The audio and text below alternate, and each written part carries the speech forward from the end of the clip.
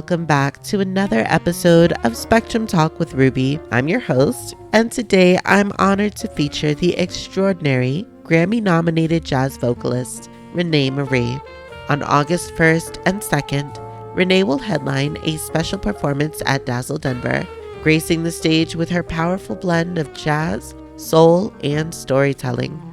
Situated at the corner of 14th and Arapahoe, Dazzle has become a cornerstone for jazz lovers since relocating in 2023, and I can't think of a better way to commemorate the second anniversary of its location at the beautiful Denver Performing Arts Complex.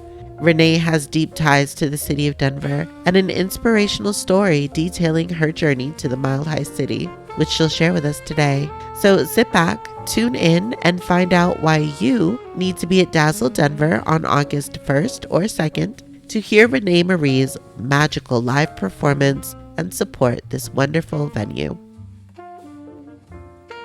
Back from the East Coast in September of last year. Wow, okay. Where were you on the East Coast? Richmond mostly. Okay, nice. We have born and raised there, so I have a lot of family there.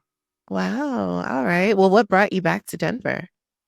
We always said, I met my husband when I moved here in 2005, and we always said that when his mom and my mom, they were sick at the time and just aging, and when they didn't need us anymore, that we would come back. So they both passed away within the past few years. And one day Jesse just looked at me and he said, I think it's time for us to go back to college. Wow. Well, I'm so sorry to hear about both of your mothers. That's very sad. They lived very long, influential lives. I mean, Well, that's a blessing. yeah. Yeah. Well, I am excited to see you at Dazzle Denver's second year anniversary in their new space at the Denver Arts Complex. Amazing. Amazing. I love that new space. I think that it's so intimate and it just brings the performance to life for the audience. Do you like it, or did you prefer the other venue as far as like the spaciness of The it? old school feel of Dazzle, and I learned about the original Dazzle when I first moved here in 2005. It's nothing like, your first time going into a jazz club, etc. And yes, I have to say I'm partial to that dark booth in the back in the corner in the dark. Yeah. And Dazzle had several of those, and that's where I got to know the jazz community here in Denver. But the club, there is so much to be said for it. It's very hip. The emphasis is not so much on food like it was in the other. It was like a restaurant, and Right. whereas this one, when you walk in, it's straight up club. You don't even have a question about it. And I love that. I think Donald Rossa did an amazing job bringing new life to the jazz community with this new iteration of Dazzle. I agree with you. I love the El Chapultepec Piano Lounge as well. It's such a good tie-in. Yeah. And just the fact that it's right in the heart of Denver and located right there downtown. That's so nice. Well, I'd like to know more about you and your early beginnings in music. What happened to make music an integral part of your life? Well, my mom was the oldest of 6 girls that my grandfather had, and he was an itinerant preacher, traveled up and down the East Coast, and his daughters sang. They were like the attraction that brought the folks in. So my mother had been singing all of her life, not professionally, like getting paid for it, but even more importantly, just singing spontaneously. And then my father, he sang in the choir at Virginia State University, college at the time, but it's now university. And that's how they met, was with their mutual love for music. But what aside from the DNA that I inherited from them, that all of my siblings and me inherited, aside from that was the fact that my father loved music so much. He played it every day, and his interest, his love for music was far and wide. He loved country and western, folk music, the blues, classical, calypso, everything except jazz. Oh my goodness. He didn't have any jazz music. Wow. But what really brought me into the fold, so to speak, was when one day my father put on this classical piece, Ravel's Bolero, and he pretended to be a African hunter getting ready for the day and being in the jungle and then finding his prey and then killing his prey. And it went all the way from him waking up, yawning and stretching. The music is playing, and you could just visualize the story. But he never said a word. He just put it on and moved his body, and just showing how he was sharpening his spear, eating his food, washing his face, and catching his prey. And that captivated me in every sense of the word. And he played Ravel's Bolero at least once a day, every day. Wow. And my siblings and I, we memorized that song and would sing along with it, even though it was classical music and no words. But that's my earliest and most profound musical memory. And then after that, child, it was just like, anything goes. We would sing at the table. We would make up songs about me and my siblings, anything and everything. Serious. Wow. And rhythms too, just beat on the table singing, and my parents allowed it because I think they could see that the music was in us, and they were cool about it. That's so great that they nurtured that love in you and your siblings. Wow. I feel so lucky because, there are a lot of musicians you talk to and their family was not encouraging. But from the get-go, my parents and my brothers and sister, we all were of the same mind. We used to play this game called choir. And the way we played it, one person would, this would be at night, everybody be in the bed, but we weren't sleepy.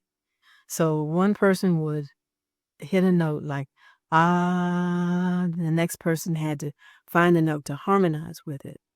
And then the next person had to find another note to harmonize with that. And the rule was nobody could be singing the same note. Wow. You had to choose a different note. And then we hold the note, and then my sister would say, take it a half step higher. Ah, like that. And those were the games we played. And then my mother bought a piano against my father's wishes. And I also want to say this. We lived in an extremely violent home. Domestic violence was an everyday affair. Wow. Yes. My parents were teachers, and they both taught at the same school that we went to. And so it was nothing for my mom to show up at work with black eyes, bruises on her arms, and I don't think anything was ever broken, but except her heart, Oh my goodness. That was a profound statement. And I wasn't expecting to hear that. My gosh.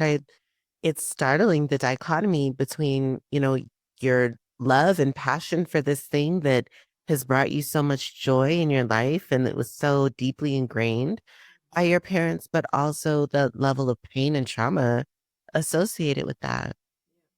Wow. How did you cope with it? Was music healing to you? Music was healing. It was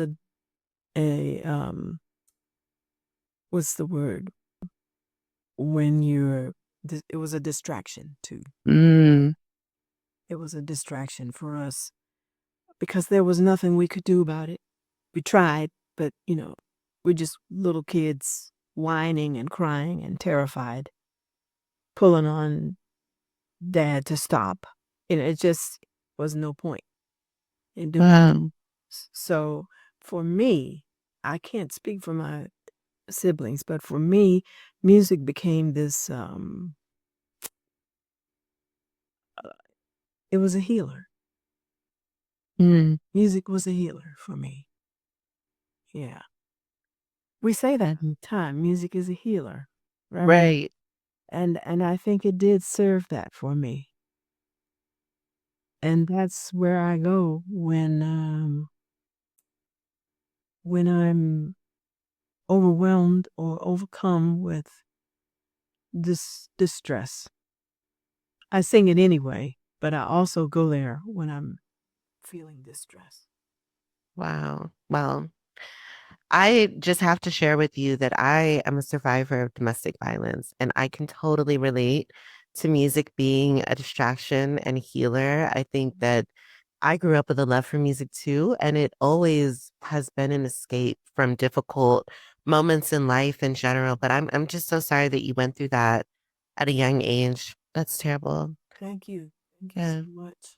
And how many Because siblings? Oh, you never really get rid of it. The memory, even if you marry well or are partnered well, um, it's still there. mm-hmm. Forms certain personality traits and that are not easy to. First, they're not easy to recognize, and then when you do have that moment of clarity, you're like, oh, so this is why I behave this way or think these things because of my powerlessness as a child during my formative years. Oh, okay, I see now. Mm, Oh, yeah. wow. How many siblings? I was going to ask, how many siblings did you grow up with? There were 5 boys and 2 girls. Wow. I was number 5. Okay. My Mm, mother was exactly 30 years old when I was born. wow. No.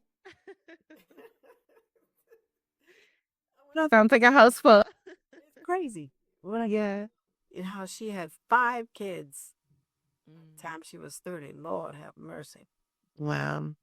Well, just thinking about the joy that you all must have experienced escaping into that musical world together and playing games like choir. That's a far cry from tag or hide and go seek or the floor is lava even. So that's beautiful. Were any of your other siblings, did they become professional singers as well? No, no. As a matter of fact, my sister used to tease me and say, when I started singing professionally, getting paid for it, she said, you are doing the same thing we used to do when we were children. This ain't nothing special. I said, I know. It was special because you have a very special voice. You So know, she was saying, look, yeah. this is what we did as kids. What Right. we can do that. That's great. They pursued her other stuff, like the artwork you see. This is her. It's her stuff. Beautiful. And my brother became an artist. Another became a bricklayer with this special ability to make these beautiful pictures in the brick. How Wow. to describe it? Yeah. So Wow. All lots of very yeah. artistic. Nice. Well, what was the defining moment when you decided to pursue music and especially like vocal jazz as a serious career path? Jazz. Well, for jazz itself, it was when I was, I guess, maybe 45, 46, and my son was at a restaurant. We were living in Roanoke, Virginia at the time. And he was at a restaurant. He called me from the restaurant and said, Mom, there's this woman here singing all these jazz tunes that you sing at home. Because I had about 3 cassettes. One of Ella, one of Sarah, and one of, I forget who the third one was. Anyway, I used to sing those songs at home all the time. And so he said, there's a woman singing these songs that you sing, and she's terrible. You've got to come up here and hear this. So I went up there to the restaurant, and we sat and listened, and she was not a terrible singer. She was just bored. Oh. She was bored, and the musicians playing with her were bored. They were watching TV, honey. You know how they have a TV over the bar? Mhm. Girl, they were watching TV while they were playing. Oh my goodness. And I just said, I said, that's a shame that she's kind of wasting the songs, you know, and they were being played, but not with any feeling or meaning behind it. And my son looked at me, my oldest son, Michael, and he said, do it, Mom. Do it. You could do that, Mom. I said, boy, I'm too old. Nobody gets started singing jazz when they're in their 40s. He said, you're not, Mom. You're not too old. I don't know if you have kids, but they can be very convincing. Oh, yes. And so I said, well, let me see what your dad has to say. And at the time, I was one of Jehovah's Witnesses. Okay. And so before I did anything, I had to check with my husband to see if he was okay with it, if I had his permission to do it. And so he said, well, okay, that'd be a nice little hobby for you. And so we had a friend who had his own jazz quintet, and I called him that same day. All this happened in one day. I called him that same day and said, hey, can I sing with your band sometimes? And he says, yeah, we got a gig tonight at the, not the Marriott, but I can't think of the name of the hotel right now, but it was, he says, you can come and sing tonight if you want to. So I did. And I sang about 2-3 songs, you know, but just putting my toe in the water to see how it felt. And of course, when I left and went back home that night, I was a changed person. I can honestly say that I had forgotten how good it feels to make music with someone else. Like, it's one thing to sing at home by yourself or along with the radio. But this joining in with these live musicians and you're playing in front of people, I had forgotten just what that did to me. But I felt it that night, and I said, it's kind of was scary because it was such a strong wave of it that just smacked me down, you know. And I knew I had to keep doing it. So as time went by, I got my own band, and the more gigs I got on my own, the less my husband was pleased, and he told me to quit. And I had told him, you know, in trying to be in subjection to him, I told him, okay, if it comes at any point where you want me to stop, I'll stop. I'll do whatever you say. I came and said that stuff. Wow. And so I did. I quit. And for about 3 months, I was miserable. And I went back and I begged him, please let me sing. And so he wrote out this list of things he wanted me to do, like have dinner ready by such and such time, you know, be ready for the Watchtower study and the books, the Bible studies at the Kingdom Hall. Don't be sleepy or, you know, coming in like, I don't know what's going on. Don't let any of the men touch me. Like if they can't help me up on stage, nothing. No hands on me at all. Yes, I said, okay, whatever you say. Just let me sing, just let me sing. So we got started going again. And this time, my father gave us money for me to do a demo recording so I could send it out to radio stations. I didn't know what the plan was going to be. I was just like, oh, let me just send this out and see what people think. And the day before we were getting ready to go into the studio to record my very first CD, my husband came into the room that night and he said, call them and cancel. You're not going to the studio tomorrow. And if you do go, you better not come back home.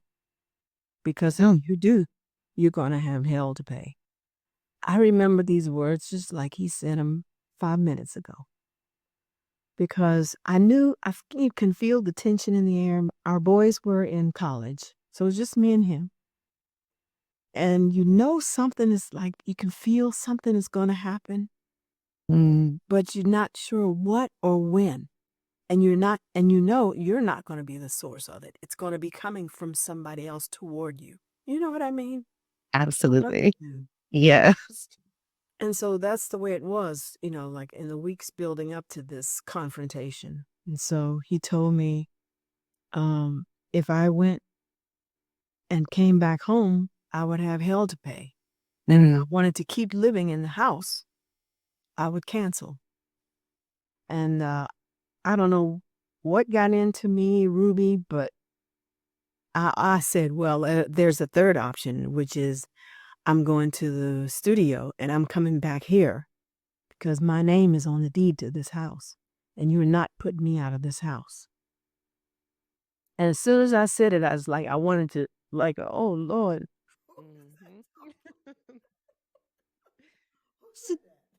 Wow. And so when he said you'll have hell to pay if you come back, I thought for a minute, thought about my mom, of how my mom left and returned and returned. And I swore that would never happen to me. So I started packing my bags, honey. I put them in the suitcase and he was throwing them out. I put them in the suitcase, he'd take it out. I don't think, he didn't think I was going to do it. Right. And so I finally got a little bit of stuff packed. Fortunately, all my music and everything was already in the car because the recording was going to take place. So all of my music stuff was in the car and I was ready to go. Some overnight stuff I took with me. And just before I walked out the door, he grabbed me and he never did hit me, but he kept flinging me against the wall or down on the floor, and holding me there. And I panicked. I mean, that had never happened before. And I wasn't prepared for that. And it scared them out of me.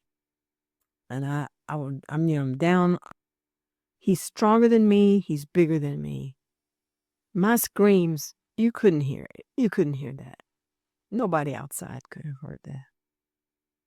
So when it was all over, because it comes to a time that, after a while, you tire yourself out. And that's what he did. He tired himself out. And I asked him, are you through?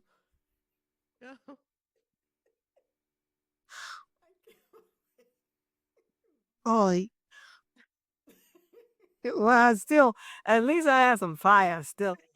Exactly. He hadn't beat the fire out of me. Right. So I did. I asked him, are you through? And he said, yes. Oh. So I got up cautiously, like, is it going to come back? But he didn't. He never did. He's trying to stop me after that. Wow. And that was huge because, and I found out later as the years went by, this was what I needed. I needed someone to say, you either do this or you do that.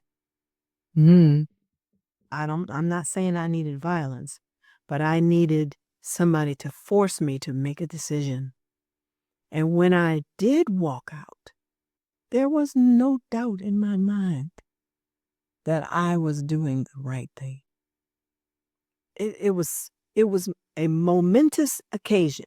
I looked around like before I got in the car, like, this is the closing of a door and the opening of another. I knew it. I just felt it. Like, I'm not ever going to be in this situation again. Huh. Oh, well. Wow. And then the next day, we went to the studio and we recorded. Mm, Yeah. my goodness. That's definitely a life-changing experience. I can just imagine, first of all, you saying, "Are you through?" And then walking to the car and just knowing that you're doing what you're supposed to be doing, what feels good in your spirit, and taking those steps forward into something that has honestly changed lives. Music is life-changing itself. Wow. Hmm.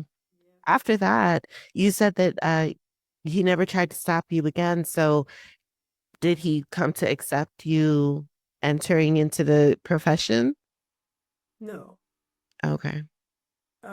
He well, he couldn't stop me because I wasn't around him anymore. Okay. I stopped going to the Kingdom Hall with him, Hmm. and he tried to get the elders in the congregation involved, talk me into going back with him. And I asked these all men, of course, and I asked these men sitting here who were trying to get to convince me to go back to my husband. I asked them, suppose your wife worked somewhere and the man she worked for flung her up against the wall because he didn't like the work. What would you do? Would you want your wife to go back, or would you tell her to quit the job? Well, you know. And of course, they're all different shades of red because they know what the answer is. And I told them, just like you wouldn't do that with your wife, I'm going to be my own advocate. And I'm telling you, I'm not going to let him do that to me. And not one time did they tell him he needed therapy or counseling or anything. It was me, of course, that needed to make the adjustment according to them. I was the one in the wrong. I was the one that needed prayer. I was the one, because I had decided I'm not taking this shit anymore. I'm out. And I'm not going back. I knew that when I left, I was not going back. Wow. I really commend you for keeping your promise to yourself. And it's remarkable that your earliest memories helped guide your footsteps forward instead of going back. I will say this, I didn't stop loving him then. I still had love and affection for him, and I still do. He's the father of our sons. But it's just because you love somebody doesn't mean you're supposed to be with them. Mm. And I recognize that. We've been married for 24 years. I had married him when I was 18. So, and of course, he was very critical of my singing after that. And he would call me regularly and tell me how terrible a mother I was, Ugh. not paying attention to our sons. They're in college, but yeah, Oh my gosh. my sons were very supportive. Yeah. So much. I mean, you said your son invited you to come and sing, and that was the precipice of all of this. That's funny. Wow. I love that they support you. That's beautiful. Yeah, and they still do. They still are very supportive. Well, one of the things that I love about your performance that I've had the honor to watch but not see in person, so I'm excited for that, is your commentary and how you weave together sound with kind of the energy of the time or the energy in the room. And even now, as you're telling your story, it feels like I'm listening to a song. When you describe how the song was acted out and without saying a word, you could feel the movements that were going on. You're not dancing and, doing an interpretive display, but the words, I can hear a soundtrack being played with that. And that's wonderful. What drives or inspires you to be able to do that? And I guess, what is your goal when you're on stage and connecting with the audience? My goal is to be completely honest and to sing songs that mean something to the people who are listening. For instance, about my growing up in domestic violence, I wrote this song called Blood on the Walls, about a real situation that took place when we were children. And for a long time, I wrote it scared to sing it because I thought people don't think about, this. But when I started singing it, Rudy, so many people, because domestic violence is worldwide. I mean, come on. Yes. People you would never suspect. And so it's like I gave them permission to singing the song like that gives them permission to cry, get it out, talk about it. I wrote a song about homelessness because my brother was homeless. And same thing. You don't usually hear in a jazz club anybody singing about homelessness, but it's one of the most requested songs that I've ever composed. The people in the audience ask for it. There's a song I wrote called "Go Home," which is told from the woman's perspective. She's involved with a married man.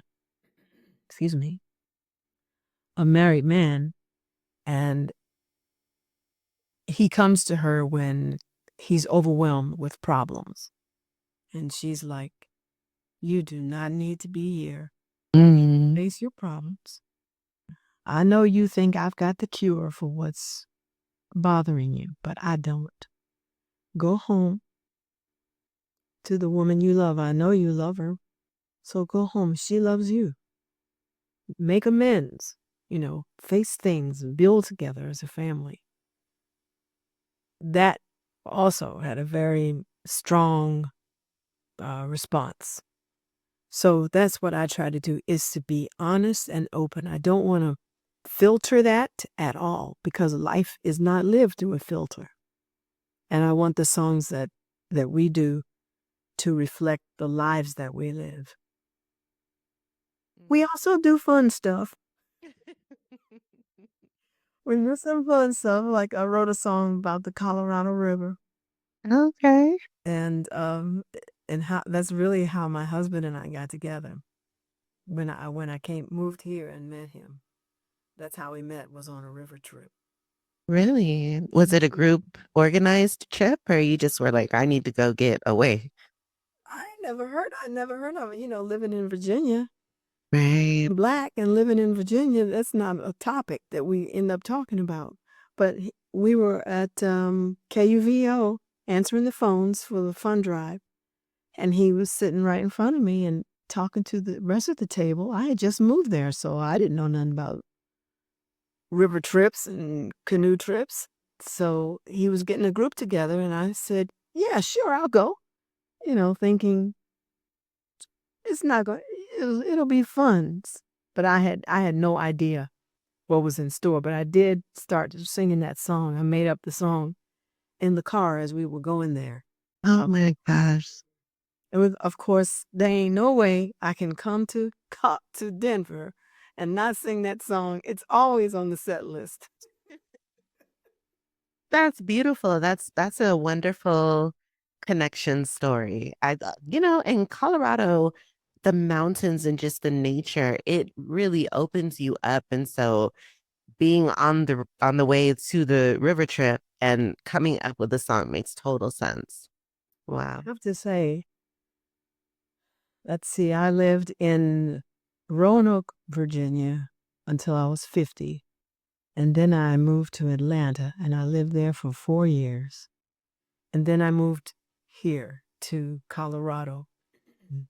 And when we drove, my brother and I drove, and as we drove into the city, I had the strongest feeling that another part of myself had already been here and was waiting on me. Like she was saying, "Where have you been? We've been waiting on you. Girl, come on in here." It was kind of like that. Like, where you been? And then I went, it's like you said, it opened me up. And I did so many creative things while I was living here. Yeah. I mean, I did the one-woman show. I did the play at the Shadow Theater. Had never done that before, either one of those things. I recorded two albums. I only lived here for 7 years that first time. Yeah. It was amazing. Well, I'm sure, I mean, I know that the community embraces you. You are such a wonderful talent, and it's so cool that you were able to do all of that here. We're glad to have you for sure, and we're fortunate to have you. Yes. So tell me, I guess, when you are looking ahead at your career and your legacy as a singer, what do you most want to be known for? Oh, I have thought about that. Have you? I have thought about what do I want to be known for? And I think it's my songwriting. The fact that I can't say I'm not afraid, but I learned how to take fear like right along with me. Like, come on, we got work to do. We got songs to write and things to say. I think that's what I want to be known as. The person who would write the song and say the thing that needed to be said. Sing the lyric that needed to be sung. Take the feelings and put it into music. And sing it to a person, someone in the audience who may need the healing from it. I think that's what I want to be known as. I take the everything is made much sweeter when there's risk involved. Okay, well, I heard that. That was the word I needed to hear. Is that right? Absolutely. Absolutely. About risk? Yes.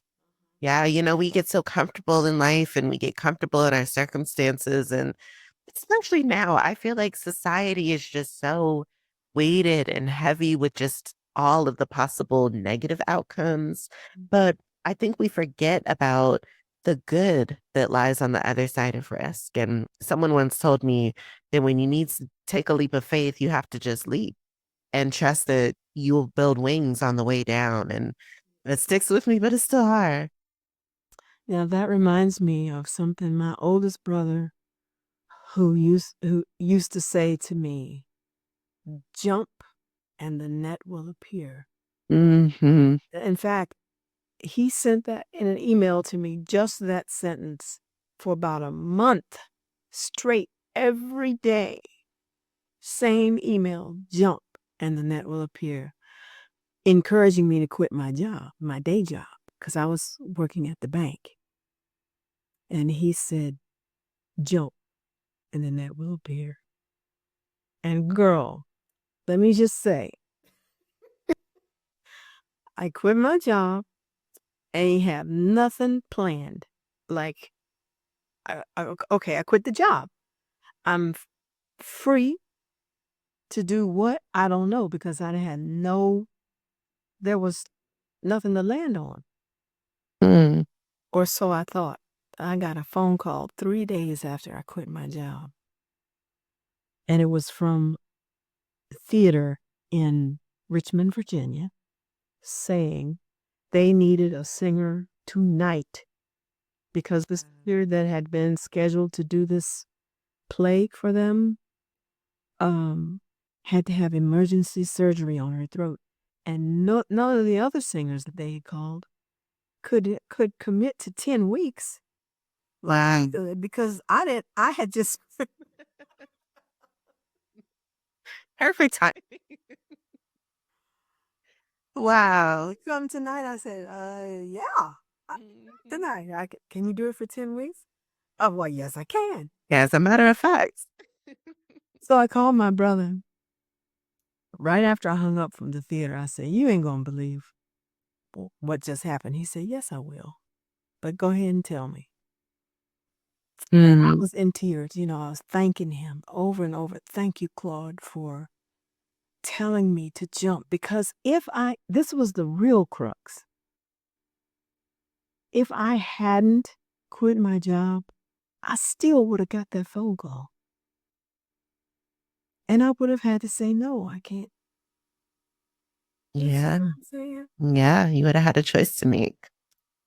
Right. But this way, it was like the door just, like both doors, the whole wall became a door. Mm. And come on. You ain't got nothing else to do. This is why you quit. Come on. It was, I mean, I really don't have words for that. It's the beauty of surrender, I think, for sure. Yeah. Yeah, the beauty of surrender. Yeah. If it were up to you, you probably would have said no with that, the certainty that you thought existed. But what if something happened the following day? You see? Wow. But having quit the job, I had no reason to say, "No, I can't do it." Exactly. Mm. Well, I am just so excited. I'm more excited than I was before we started. I can't wait to experience a musical journey with you. I really appreciate you for this verbal journey that we've been on just in this brief time. And it really helps inform why your music is so special, and why everybody needs to come out to see you on that second anniversary show at Dazzle Denver. Ruby, thank you so, so much.